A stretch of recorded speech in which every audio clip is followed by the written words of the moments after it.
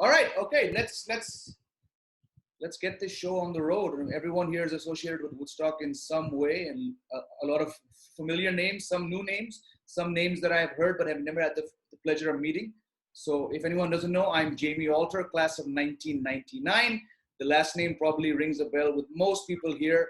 I think some 32 of us have at some point been associated with the school, either as students or as staff, faculty. Mr. Mark and Ms. Sato, of course, will know a lot of our tribe. So thank you all for being here. This is part of the Woodstock alumni. This session is called Woodstock. What is it again? I just blanked out here right now. The brown and the gold, Woodstock Sporting Life. Trust me to mess up right at the start. I think everyone here on this live stream has their own unique, special memory of sport in Woodstock. So I have mine. I think Mr. Mark would be the first to put his hand up and say that Jamie Alter was not the most talented sports person to come from the Alter clan. And Suheil, Tandon, class of 2006, who's also here. I'm going to hand over to him so he can say hi. He plays cricket with me every weekend of the year, so he can also vouch for my sporting abilities. But Suheil, you want to say a few words about yourself, since you're also the co-host here? Yes, nice to see everyone, and we've got a good crowd, and hopefully we grow, and it's great to come back to this reunion in a sporting capacity. And just a fun fact, Jamie and I actually never met in Woodstock because he graduated in 99. I only reached in 2002, but we met through sport, through cricket, initially in 2005, and then we continue to sort of be connected through sport. So that's quite a fun fact. But yeah, really looking forward to the session and happy to see you all. Yeah, so thank you again for everyone who's here. We obviously have two people who are very, very closely associated with sports. Mr. Mark, who was, Mr. Mark, 38, 39 years? 39 years. 39 years. And 39 and a half, to be exact. 39 and a half, and you're still going strong. Great to see that. We also have Steve Buchanan, who was head of the physical education department for, what, a better part of a decade, Steve? 12 and a half years, just ended this past January. 12 and a half years. So we're going to hear from both of them. Suheil and I will be asking questions to them. I'm going to leave a window open for people to ask questions through the chat group. If that doesn't work, I think we have the raise hand option, and we'll try and get as many of you here, former Woodstock and current Woodstock. I hope we have some current Woodstock representation. I believe we do, Addy, right? Yes, and I would like to Aditi Gaur, if you could just take 1 second to introduce yourself. I know Mr. Negi had asked you to participate today. Are you here? Yeah, I'm here. Sorry if my Wi-Fi cuts out again. Network is spotty here. So I'm Aditi. This is my 4th year in Woodstock. I'm a current 11th grader, so I'll be the class of 2024. And since I've joined, since pretty much I was a kid, sports has been a really integral part of my life. So it was really cool to come to Woodstock and be able to continue that. And I'm glad to be here. Awesome. Very nice to hear from a current student about sports. And when we get speaking to Mr. Buchanan as well, I'm sure he has his views on how things were when he left off. Again, like I said, we're all here. We're all bound by Woodstock and the sport. Very briefly, my earliest memories of sport were obviously hearing things from my father and his brother and sister and the various cousins who were all at Woodstock. Athletes and long distance runners and football players, tennis players, cyclers, hikers, whatever it is. So sport has very much been a fabric of our family, and that's all because of our shared time at Woodstock. Mr. Mark will remember, I did cross country, not very well. I did cricket, not very well. We used to meet the staff, used to do volleyball on Fridays, I remember. That was something that really started during the 90s. I have fond memories of that. And I don't know if you remember, Mr. Mark, but by default, Arjun Sikand had been voted house captain of Condors, but due to some unfortunate incident, he had to be removed. And his outgoing words were, make Jamie Alter the house captain. So here I was in my final semester house captain. Not sure what I was doing there, but jokes aside, a lot of special memories from sport. So let's get the evening started. Evening for us here in India by speaking to Mr. Mark, someone who for me is like Mr. Mussoorie, Mr. Woodstock in many, many ways. Mr. Mark, you joined Woodstock officially in July of 81. 81. But of course, being a Missouri resident, being a graduate of Weinberg Allen, and being, as my father said, Mr. Sport, you obviously would have had memories of Woodstock, from the outside, from the inside, of participating against Woodstock athletes. So could you briefly, give us your first impressions of Woodstock, not as an insider, but perhaps someone looking in? Sure. Hi, Ajay, Mark. I think most of you know me, and it's a privilege to be here and discussing and talking about Woodstock and sports. I think Woodstock and sports go together. And so sports, has always been an integral part of Woodstock community.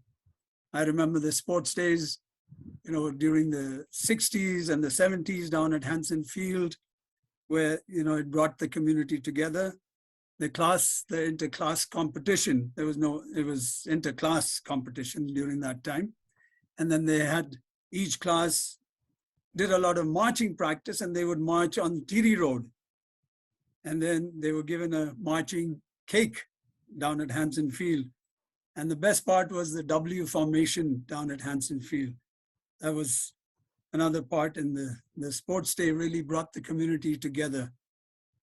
Then in the 80s, the inter-house program moved from class to house 1, 2, 3, and then, of course, it became Condors, Merlins, and Eagles, and that's what's continuing now. And there was during that time another feature which brought the community together, and seeing from outside, even as a youngster growing up at Woodstock, were the Hillside and Woodstock Tigers basketball games, both for women, and it was a very exciting time, and it was during the monsoons, and I can just picture all the bleachers. It was the sheds. The two gyms were like two sheds on the sides, and all the bleachers would be there, and you're getting soaked from the back, and these exciting matches going on, and that was very that was fun time. Then they even chose a basketball queen at that time. And, and it brought not only the Woodstock community, but we did have people coming from the hillside also coming to watch these games. And then even the larger community, I would say from Missouri, people would, the people who knew Woodstock would come in and watch later on now, earlier, they would watch the five-a-side indoor football tournaments.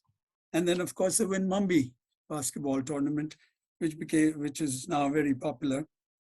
Then another very fond memory I have, and that was, the Employee Sports Day.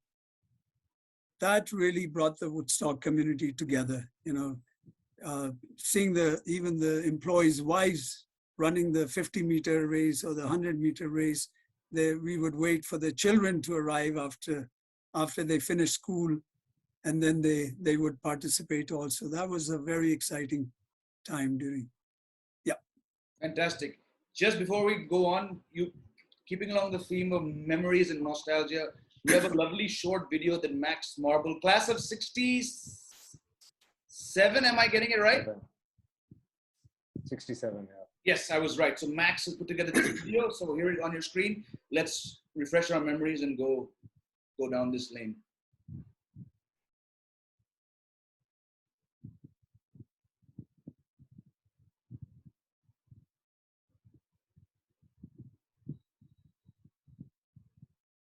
Katie Joe, we're missing the sound. Audio. Yeah.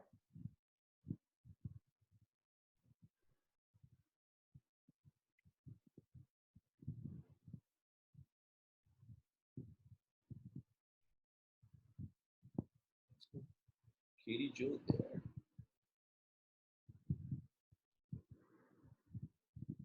Is it possible to get the sound going? We've asked Katie Joe. Let's see if she can get it figured out. Addie, Katie Joe, we're missing the sound. Did you hear us? Can you hear us? The sound isn't coming through.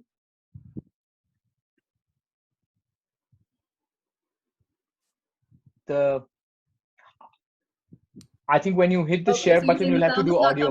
Yeah. Just when you are when you're sharing, when you share the screen, just also tick the share sound option at the bottom. All right, let me make sure that that's going on then. One moment. Sure, sure. Take your time.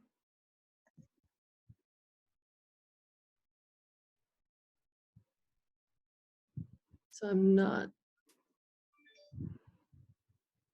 seeing where it says share sound. You'll have to stop your share, and then when you click the share button, before it gets on our screen, it'll give you it gives you a little tab on the bottom. No, it's not doing that. Let me see. And we tested this out the other day and the sound was working, which is the strange thing. Yeah. You've got the link as well, the YouTube link? Let me see. There. Perfect. Are you doing it? Okay. Yep. Strange. Okay. Thank you.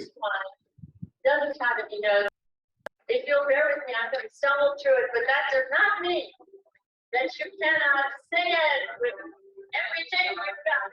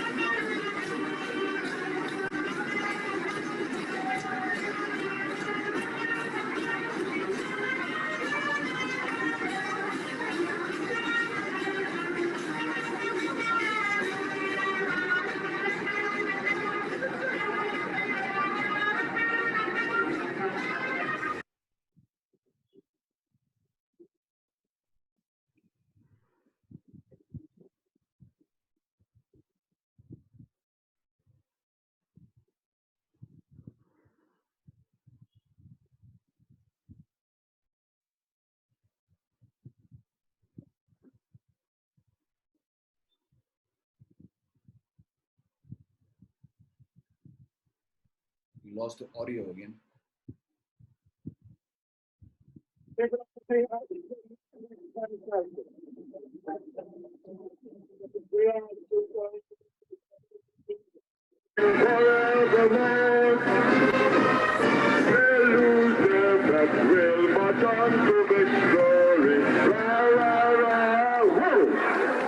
Ladies and gentlemen, a big round of applause for everybody on Hanson Field today. Fantastic.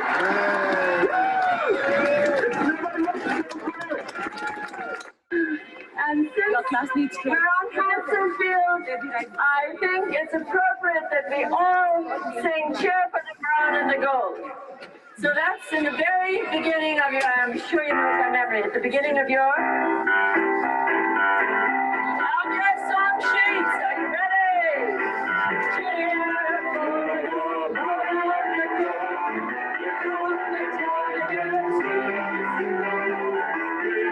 and You know.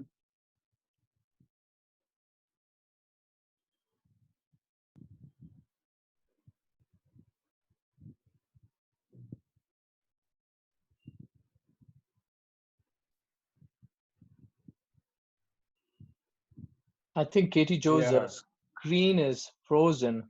Could be I a think her, yeah, connectivity issue. yeah.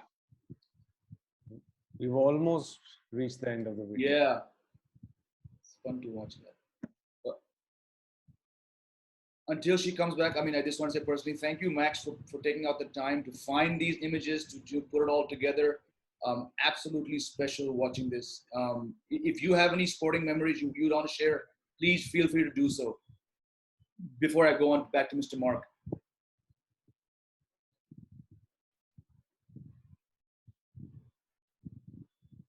Can you hear me, Max? Oh, yes, yes. One of my favorites is watching Jim Shaw break the pole vaulting record. I think he was in the class of 64 many years ago. I was not an athlete, but I sure enjoyed going over to Sports Day and to Olympics.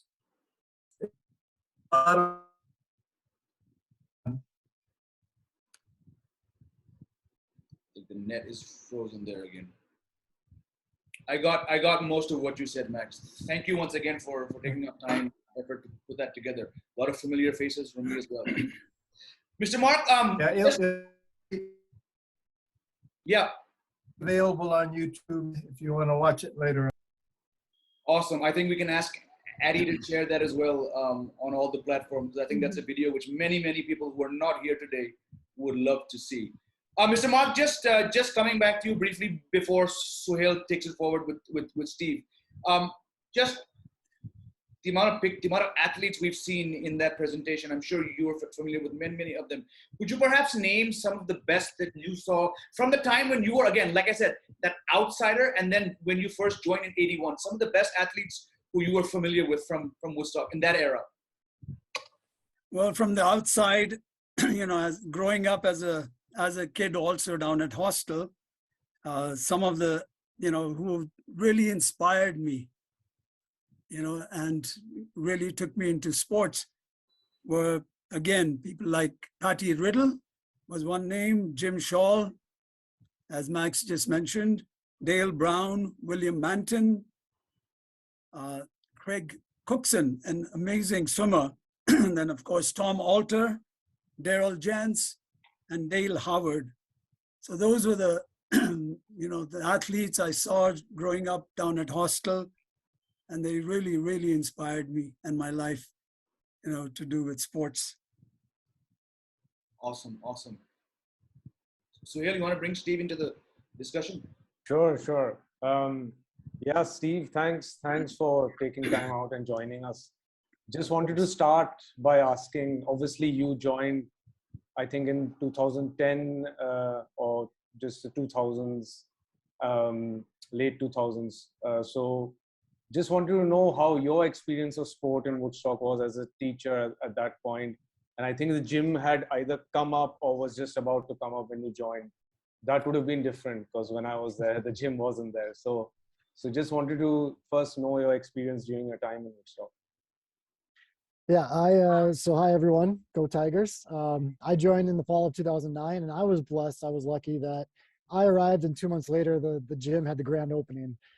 So I remember, you know, all the yellow jackets and just a huge ceremony about this, you know, 10-year process finally finalized. And I just happened to be staff at that time when it opened. So prior to those, you know, 2 months, it was, you know, in the quad going up Jacob's Ladder. It was the typical spaces everyone has used for the past 10, 12 years before the gym was torn down and before the new gym opened.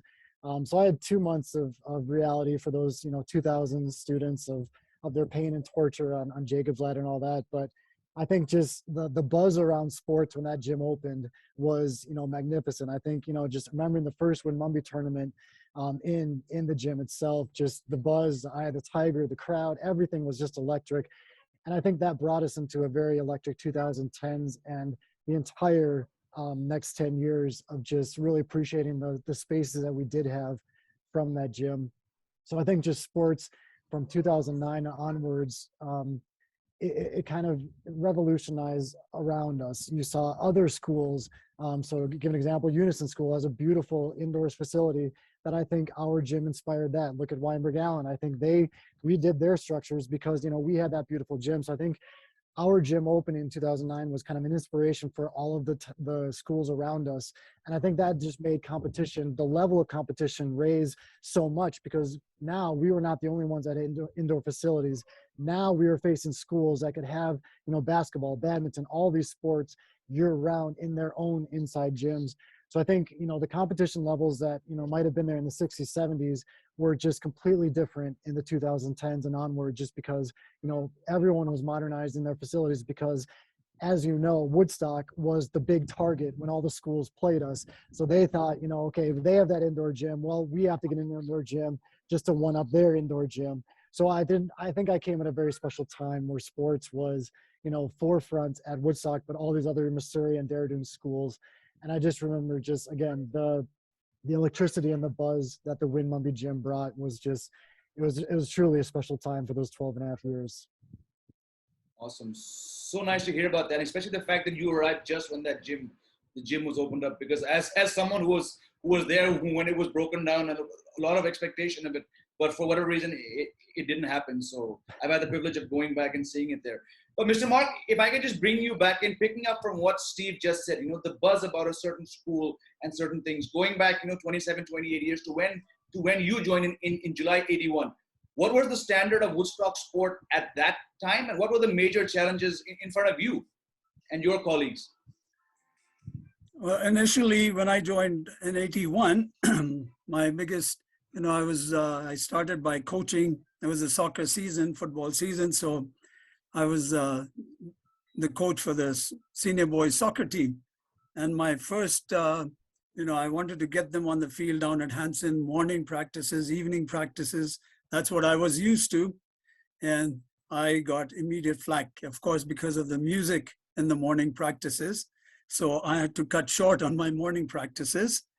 And then, another initial hurdle was we used to walk to matches to Weinberg Allen before or to Survey Field. So it was very hard to get the teams again to walk across to Weinberg Allen or to Survey Field. But they did well. The students were quite cooperative. I remember, running to the Survey Field, practicing, and then running back, making sure we get back for the check-in time. And the other thing which was quite prevalent was that there were not enough sports for the girls. So that was another challenge, initial challenge. There was no soccer at that time, no volleyball for the girls, no tennis. And then also the initial, barrier I had was with the other schools, because their attitude was to win at all cost. And I can proudly say that Woodstock always stood out as an example and never used unfair means in any of these sporting events we took part in. And then, slowly over the years, Woodstock has been very instrumental in breaking some of these barriers, I should say. So those were my initial, looking back in the early 80s when I first joined 81. Yeah. Lovely, thank you. Thanks, Mr. Mark. I think your point about our values while playing sport, I never understood that when in Woodstock, but after that and the work I do today, it's very clear that, that's what I picked up while being in Woodstock. Just coming back to you, Steve, Woodstock obviously produced a number of great athletes over the years. But one thing that stood out for me when I joined Woodstock and through my years was everyone was given a chance and encouraged to participate in sport. So just wanted to know from you, during your time, what did you do to further enhance that in terms of enhanced participation, but also like a physical education sport for all program at Woodstock? Yeah, I think that's it's a great but a very important question. I think inclusivity, diversity is a huge topic not only at Woodstock but around the world. And I think that moving forward, everything needs to be inclusive. We need to think about equality. We need to think about are we letting every voice have a voice?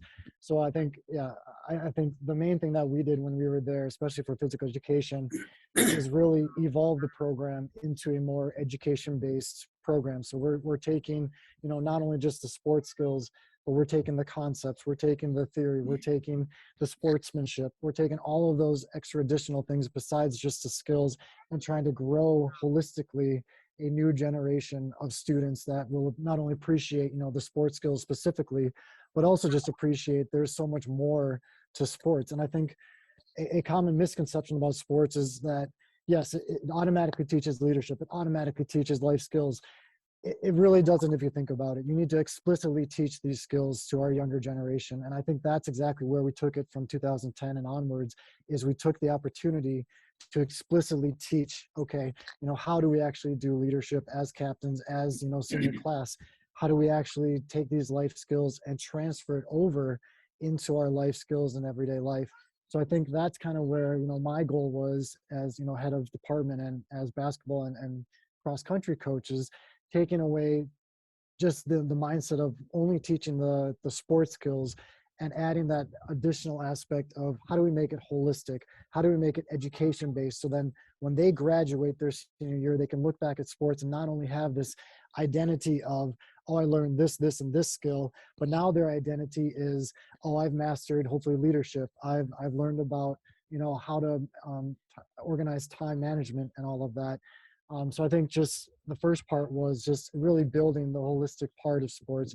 And secondly, as Mr. Mark, accidentally put, is just making sure everyone's included. So, my goal as cross country coach is giving that energy back into cross country again. And, looking back at it, we could say, yeah, we won the team title in 2014-15, but more importantly, we inspired a whole next generation of runners that continued running far after their cross country experience.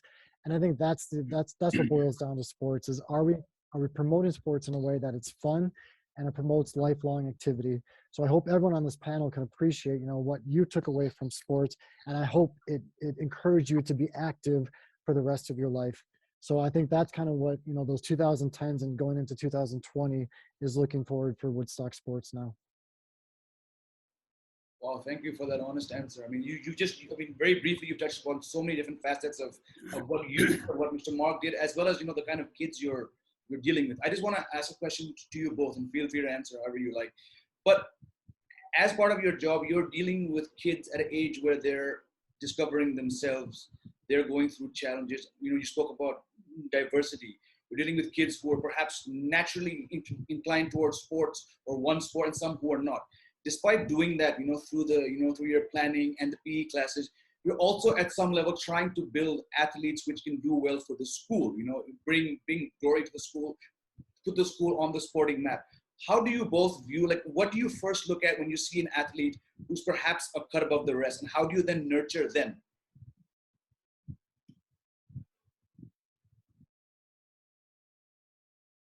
Mr. Mark, if you want to go first. Yeah, sure.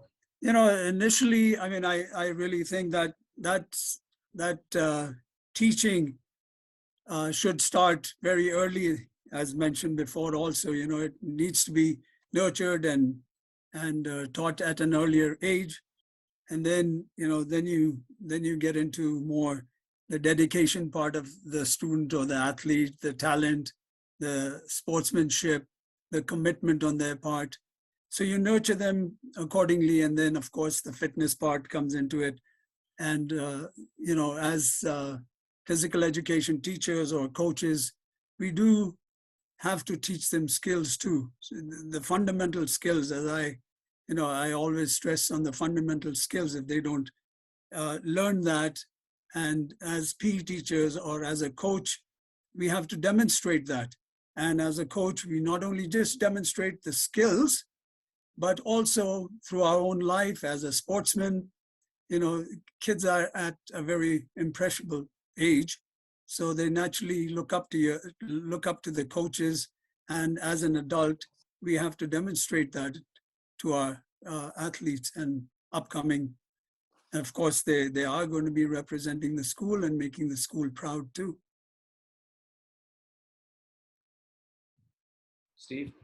Yeah, I think just to add on what Mr. Mark is saying, in addition to being excellent role models, I think this is a big part of education based where sports are heading, and that's individualizing sports, is teaching them how to set their own goals. So you said, what do you do with the ones that are excelling above their teammates? Well, you set individualized goals for them. You set those goals that are high challenging, have high expectations, but you also include them in the process, and you foster that entire process from, 7th grade all the way to senior year. So hopefully when they graduate, they're taking those life skills of goal setting and put it into their careers, put it into college, and they're competent enough to know, okay, this might be a little bit too extreme of a goal. Let's bring it back down. And I think that, one thing I taught my players the best that I could, and, I think one thing that I live by is I'll never know if I was successful until 20 years later when they've gone through life and they can look back and they, hopefully overcome adversity. Hopefully they have that resiliency, those goal setting skills. But I think one thing that I tried to foster in my players is you control your own destiny. However much effort you put in, how you react, it's all you. And I think what sports, the great aspect of sport is it gives opportunities for reflection. And, after a tough win Monday loss, you might reflect and think about, okay, how did I react? Did I skip shaking their hands, or did I full on, congratulate them for a great game? And I think it's those moments of reflection that we can look back and really appreciate all the opportunities sports does for Woodstock. So I think just, individualizing sports and having those opportunities to reflect individually, but as a team as well. Well, thank you both. Suheil? Yeah, I think, thank you for sharing. And I think that's really insightful into just looking at sports at Woodstock over the decades and how it's evolved and how it's, sort of reaching the standards, the global standards of sport and physical education. So that's really good to see. So as we are already way past the halfway mark, I think we have a few other guests here. You were introduced to a current student, Aditi, and we also have a very special guest who's my classmate actually, so I'm very happy to introduce him, Aftab. And we wanted to get Aftab because many of us from the 2000s and 2010 from Woodstock have now gone on to forge careers in sports. So working as professionals in the sports industry. I know other than Aftab and myself, there are at least a couple of others from our own class, but I know others during the last 2 decades. So a lot of us who've gone into sports. So we'd like to hear from both Aditi and Aftab. Maybe I can start with Aftab. Aftab, you can maybe share sort of what you've been doing in the sports industry over the last, I know you've been working more than a decade. So if you can just tell us what you've been doing. Yes, we're all grown up now. So here, thanks for the lovely introduction. Can you hear me all right? Yes. Awesome. Yeah, so I think for our batch, at least, I don't think we knew we could work in sports because it wasn't common. It was like, my first event was the Cricket World Cup in India, which we won. So what better to bait me into working in sports than, the first event I worked on. I was doing, I think, commercial operations for Hero Honda at the time. And I traveled for the 3 months and I was watching cricket for a living. I was like, what? This is normal? I get paid for this? So it was quite a refreshing experience. And then after that, I went on to work. I freelanced for the first few years. So I worked on IPL right after the World Cup. I worked on several golf tournaments in New Delhi, a couple of field hockey tournaments. and I did some music events as well. So I went into event production, and then finally I did some work in football development in Delhi NCR. And then finally I came to study further in Switzerland, which is where I am now, where I've been for the last 9 years. So over here I work more in the governance and administration side, but also the event operations side. So I work first for the Volleyball Federation, and for the last 5 years, I've been at UEFA, which is, say, the European governing body for football. Popularly, mainly known for the Champions League and maybe the Euro. But yeah, it's been a very interesting journey. And like I was saying, I didn't know this was a profession when I was in school. You know, I had no idea I would be doing this 10 years later, or be in Switzerland or anything like that. So it's an interesting field, and it's now nice to see that it's becoming common, and it's encouraged that people work in sport. You know, I think we were not exactly encouraged to work in sport, but I don't think we could be encouraged if our seniors didn't know it was a possibility, like a viable profession to work in sport, you know. Lovely to hear that, Aftab. And yes, if someone had told me back then, 17, 18, that you could technically just skip college and get paid to watch cricket, I would have been like, chalo, let's save some money and go do that. But yes, it is possible. So, Aditi, please go share the word with everyone at Woodstock that yes, it is possible to make a career in sport. And like Aftab said, I'm also proof of this. You could get paid to watch cricket. So thank you, Aftab, for sharing that. If I could ask you, Aditi, about your own personal sporting journey at Woodstock, what sports do you play? What do you do? And what kind of banter goes around you and your classmates, you and your fellow athletes? So I joined Woodstock in the 8th grade, and I'm a badminton player. And the first month I joined, I made it onto the senior team, which was extremely shocking for me, because in my old school, they wouldn't let you play on the senior team if you were like a kid. So I remember I was the only girl because I lived in the junior dorm, Alterage. So I was the only girl in the dorm who would have to go to these morning practices. And my dorm parents were really annoyed because they were like, we have to wake up at 5:30 to wake you up. But they still did it, which I'm really grateful for. And I was like a little bit scared of the seniors because I was new. So I would walk up to school alone. And it's really not fun when it's freezing and there's monkeys chasing you. But I would still get out of bed every day because just of how you feel after you're done with the practice. You just feel refreshed, which is weird because you slept for like 5 hours. I think my core memory of badminton in Woodstock was when we had this inter-school competition. And we were playing like this under 18 match, and there's like these gigantic people I'm playing against, and I'm really scared. So this was the last match, I think the finals, if I'm not wrong. And we were in the doubles part of the match, and we were down 13-20. So they needed 1 point to win. And we were at 13. So I was so scared. My heart was beating so fast. And I think I just took a deep breath, and the next minute we won, which was crazy. And this was at 11:30 in the night, because the matches were supposed to end at 8, but they just went on until 11:30. My dorm parents were calling everywhere. They were so confused where I was. And I still remember Mr. Mark drove us down to dorms, and my dorm parents were so happy to see I was alive and I didn't run away. Then, of course, the pandemic happened and everything shut down. But Mr. Negi, who is our badminton coach, still kept in touch with all of us, tried to help us keep fit. And now that I'm back on campus, I'm really excited to be doing these matches again. That's amazing. Thank you for sharing that, because at least in the 90s, badminton was like, I think, Mr. Mark, you can probably correct me, I think badminton was virtually non-existent. There was table tennis, but badminton was not even an option. So it's so nice to see that people like Aditi have that option. And also, Aditi, there were times when we would watch the basketball guys play against like other schools. And I think one time ONGC came and we're like, this is not even allowed. Like, this should not be the case at all. They had facial hair and they were 6 foot. So, I mean, that was great. But just to get it back to Steve and Mr. Mark. Mr. Mark, first of all, did being a Mussoorie sporting hero, sporting icon, how did that help when you were then, placed in the position of passing on knowledge, sharing knowledge with kids? I mean, someone like in Aditi right there, who you've worked with.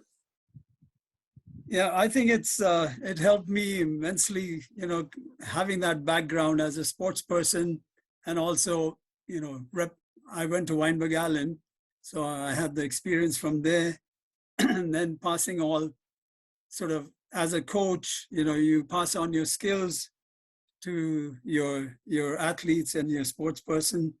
Of course, you're able to, as an adult, as a coach, you have to be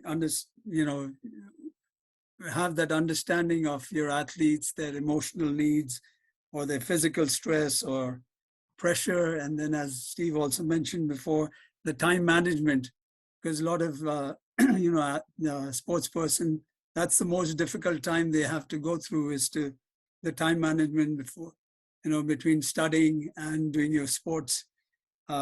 You have to maintain both that they do well in their studies also. So that was that.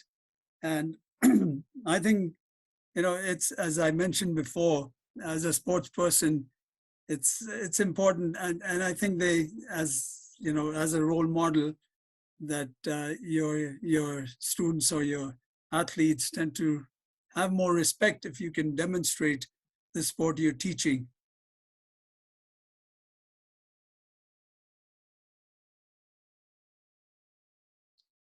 Thanks, Mr. Mark. Really interesting.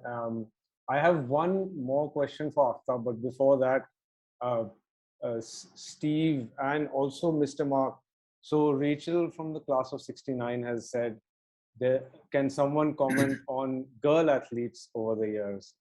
So sort of want to open the discussion to Steve and Mr. Mark in terms of, like Mr. Mark was saying, when you first started, not all sports had girls teams or female teams. So how did that evolve over the years? And Steve, when you were there, how did you sort of, promote a sport for all genders and like you were saying, for sport to be inclusive at Woodstock? What did you sort of do in that regard? Well, as I mentioned earlier, also, right from the 60s, we had Patty Riddle as a big inspiration as a girls athlete. And then, of course, as you go on, you had Grace Burrows, a great athlete again. I could name, of course, Joan Romilly comes to my mind as an excellent athlete. There was Jenny Ray. Then, during the 80s, 1996, 97, Bonnie Crider, an outstanding athlete, and whether it was cross country or track and field, inter-house or inter-school, she went on to the district, even Dehradun, I used to take her down for the district, and she just stood out. So there were a few names, just offhand, some of these were the great athletes. I just can't, missing out some of the names, but there have been some really outstanding girl athletes. We've had excellent swimmers, whether it was soccer players. Recently, we had Dia Singh, a fantastic soccer player. We had another girl from Agarwal, I'm forgetting her first name, sorry. Amazing soccer players we've had also among the girls, athletes, of course, volleyball players, some good field hockey players we've had. Initially, when we used to have field hockey also for the girls. And then, of course, basketball players also, some amazing basketball players we've had. And more recent, Steve, since he's been coaching the girls team, he could mention a few names. I did have the pleasure of, coaching the girls team twice. That was in 2000 and then 2004, where I can proudly say that that was the 2 years where we won both the girls team and the boys team. So that was a really memorable time where we had amazing girls. And to beat Welham girls was just a real challenge during that time.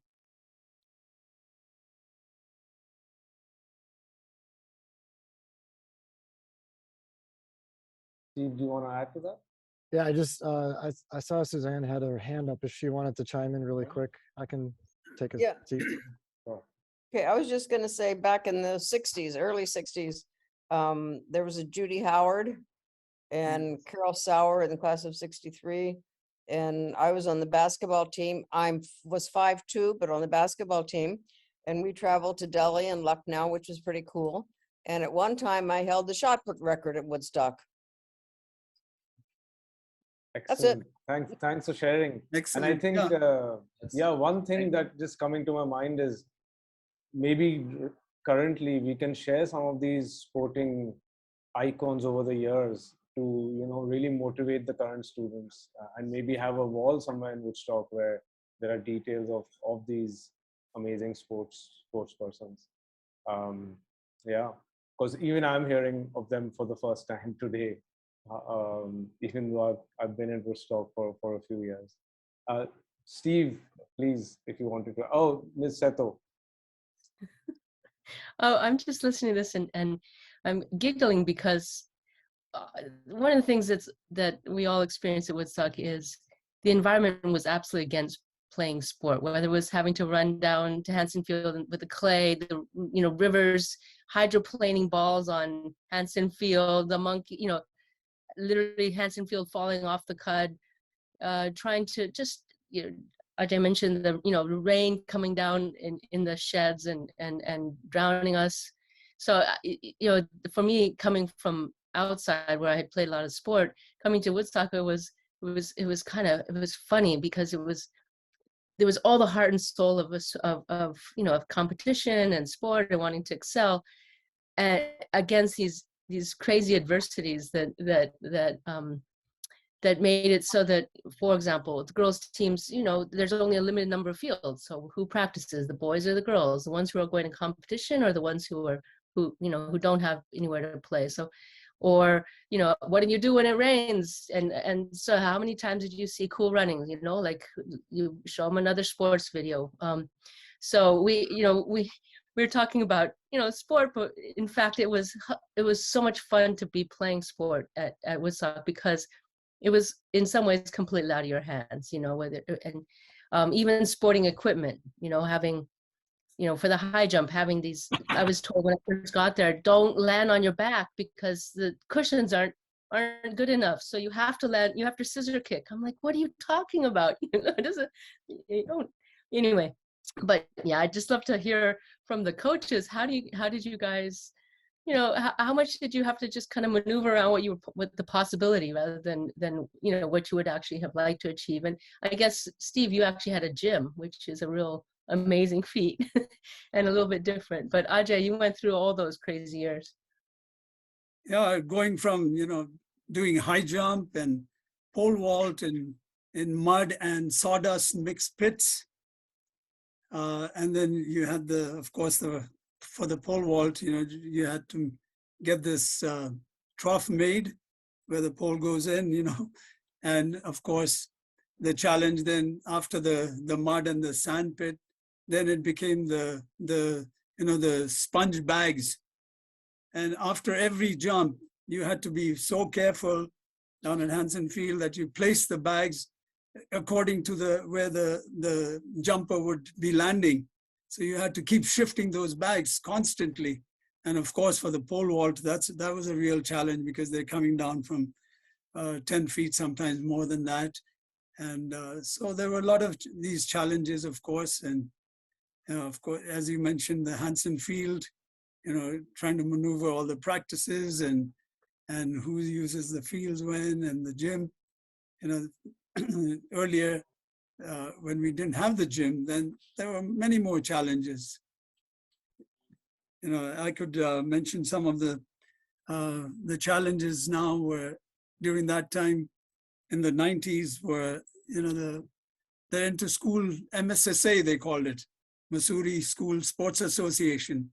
So in the 1992 or 93, I think, that fell apart because basically during a sporty event, the two principals from, I won't name the schools, they went loggerhead and then the whole association fell through.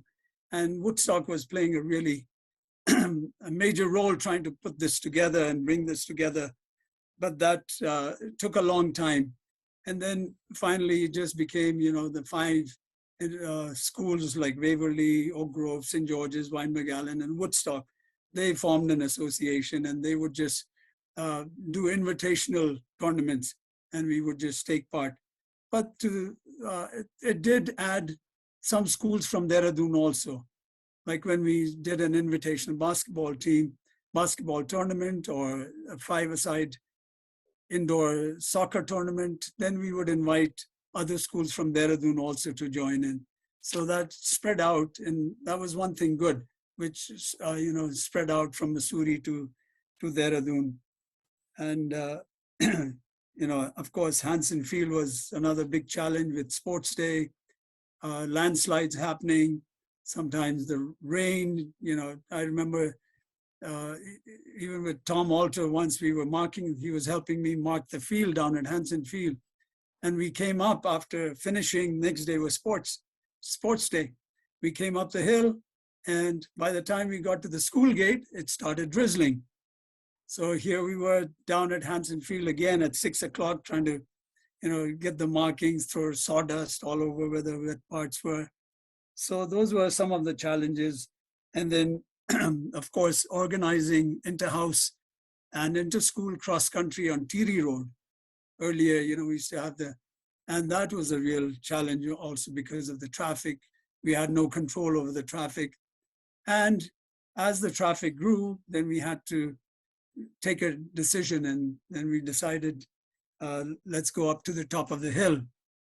And then we ran around the Chucker for the inter-house cross-country, inter-school. So now we have the inter-house and the inter-school cross-country up at Kellogg Church. So we run the figure of 8. So we have different, for each of the divisions, we have different distances. And so the records have been kept for that. Then, of course, the biggest challenge for me was, and the PE department was, trying to organizing PE classes during the time when we didn't have the gym. That went on for 10 years.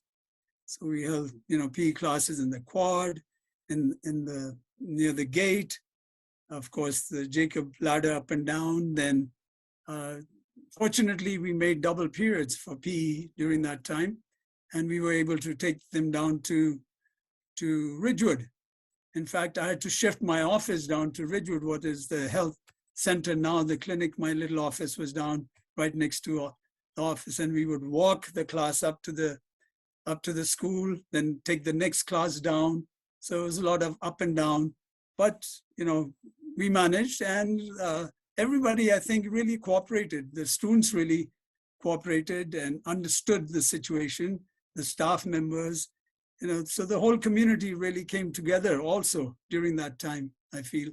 And otherwise we wouldn't have managed that, the 10 years of, but it was challenging, but we still continued doing well in sports, and the teams participating in other sports, into school, sports day, and other sports carried on. Thanks. Thank you for sharing that. I mean, that's a lot of hurdles and a lot of success as well. Steve, we know that you obviously had the gym 2-3 months into your joining, but how much of what Mr. Marks said can you relate to from your 12.5 years of being in Woodstock? Yeah, I think a lot of what he said carried on into, the 2010s. Even though we did have this beautiful gym and the space, sports grew. So when the gym was packed, we had no other facilities during monsoon. So we really had to work around, as Aditya talked about, morning practices. So I remember, my senior girls teams, we were in the gym Monday, Wednesday, Friday, 6:30 a.m. before everyone even woke up. So I think that was something that was a shift as well of, how serious were we about sports and what extremes did we have to go to get practices in. So I think that was a challenge, is just space allotment. But I pose a question to the entire Woodstock community when we talk about, great athletes over time. And this is something that I try to implement in the basketball program, which I hope continues on past COVID. And that's celebrating values over statistics and physical performances. And in the gym, if you go there, you'll see a trophy for the senior girls team. And it's the Tiger value Leadership Award, which Vanu, I see the Nagarwalas are here. She won in 2016 for her excellent leadership as a captain. And then we have Miss Tiger Award, and that was given not to the best player, but to the person that portrayed the best values. And we had 5 Tiger values: teamwork, integrity, greatness, effort, and responsibility. And we tried to shift away from the best statistician to who really contributed to the team, not only on the court, but as a teammate, as a responsible citizen of not only Woodstock community, but our Missouri community as well. So I think trying to shift of how we really, measure who's a great athlete and expand to more important things, what I think are more important as in values and, how they contribute as teammates and to the community and all of that. So I think that's one thing that I tried to really establish at Woodstock during my tenure is, let's try to get away from the MVP and go towards more the most person of value, of character and all of that. So we'll see if that continues. But again, it's just, I think it's a pivotal question for Woodstock sports moving forward. I know we're talking about yesterday, today, and tomorrow. How are we going to measure success and greatness at Woodstock? Is it going to be strictly statistics and how well they do on the court? Or are we going to implement the values and how they are as a person and a character, academics, and trying to stay away from just identifying them as an athlete, but identify them as a student athlete and really celebrate. We have excellent musicians and athletes. We have excellent artists and athletes. So trying to get away from just labeling them as athlete, but instead student athlete, and celebrating their holistic part of what they bring to not only athletics, but what they bring to the entire community at Woodstock. So I feel that, that struggle of trying to isolate them into certain categories is still very much not only Woodstock, but just the entire world as well. So just moving forward of appreciating their entire character, not just the athletic, and celebrating the values and not just the statistics and, how well they perform on the court. So, all the best to Woodstock moving forward, but I really hope that, we celebrate the character and the values a little bit more than just the statistics on the court itself or on the field and all of that. Wow, thank you for sharing a bit about the whole shift to values, ethics, leadership, because you're right. Oftentimes we do get caught up. Now I'm in the media and I've covered sports for so many years. You do naturally get inclined to seeing, what is the goal, end result, the win-loss column. So we're very, very glad to hear that. And hopefully through Aditi and the likes of others around her and after her, this goes forward. Suheil, I know you'd mentioned a question for Aftab. Do you want to pose that now to him? Yes, but I also see Esther has had a hand up for a while. So maybe you want to ask a question or share something? Yes, please. You're on mute, Esther.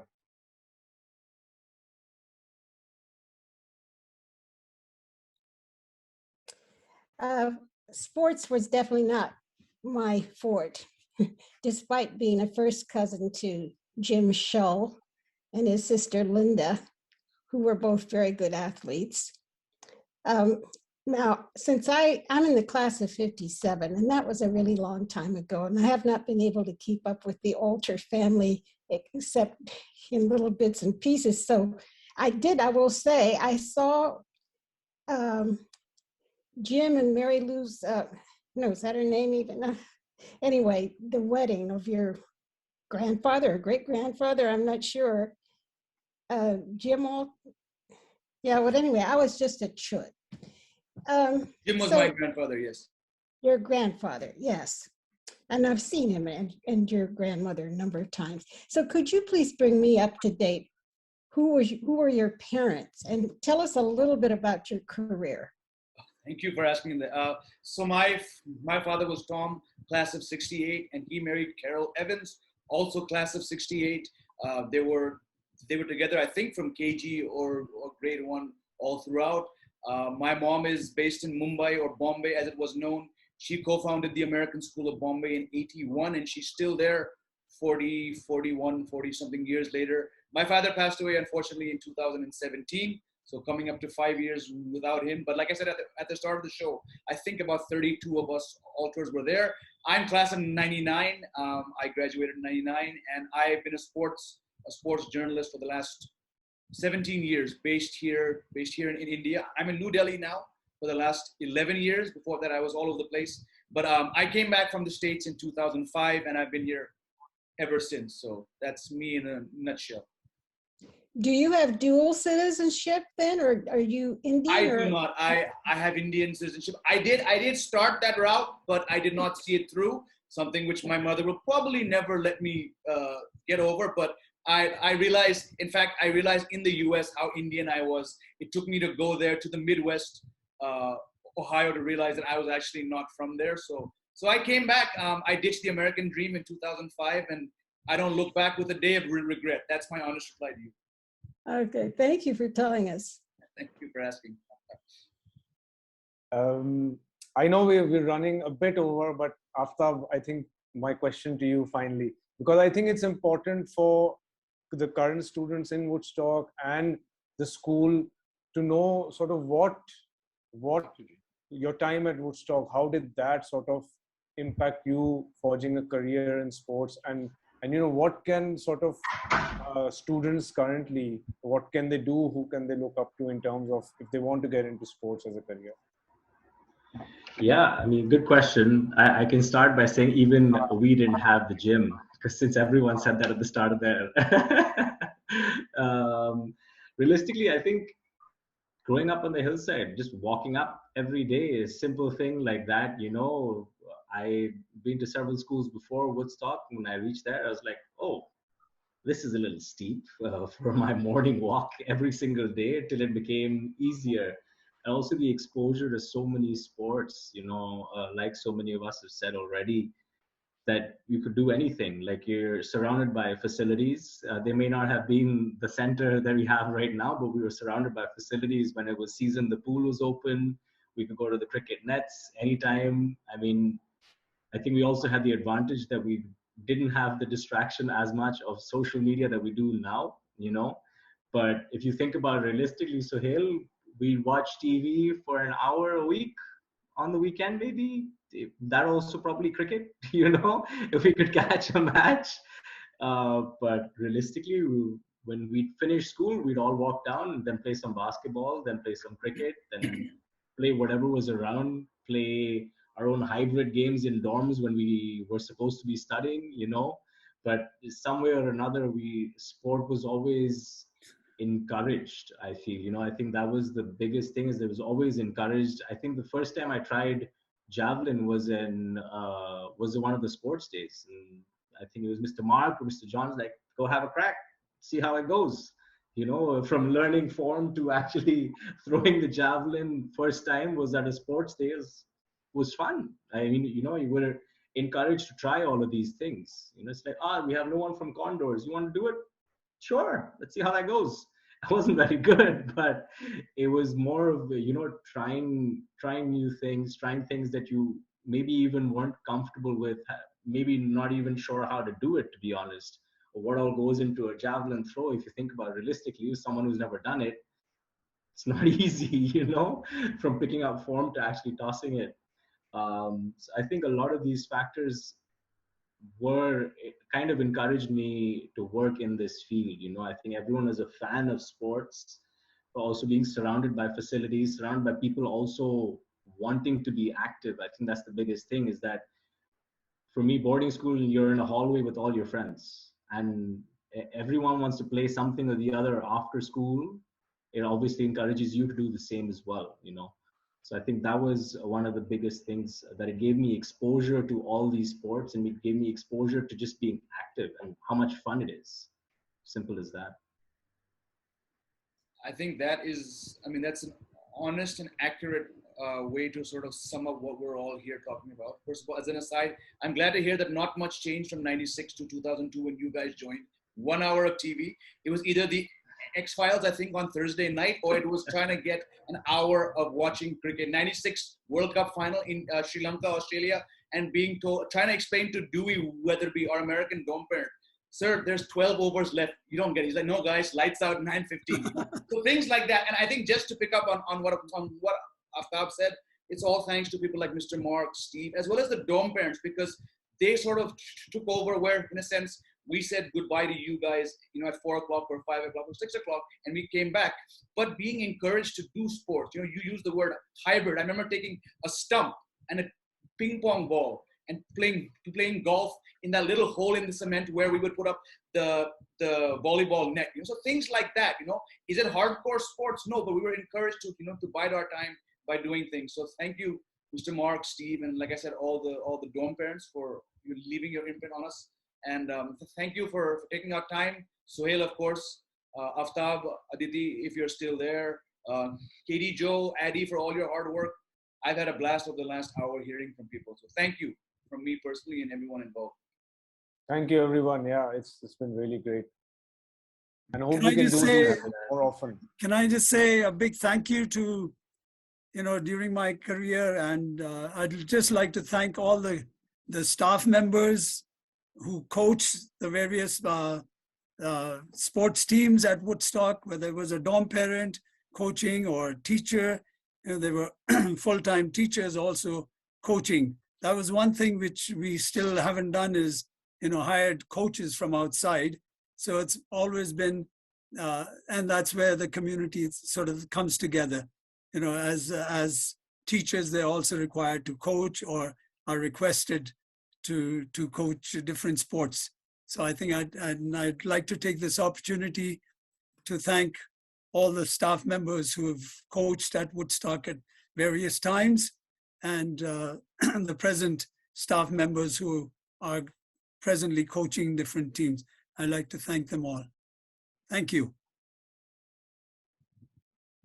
Well said. And I just want to thank everyone here who's joined in from whatever part of the world. Thank you for your time. Thank you for listening to us, for asking questions. I mean, the whole part of this was to get the Woodstock, the wider community together. So the 50 odd people we have here, thank you to you guys as well.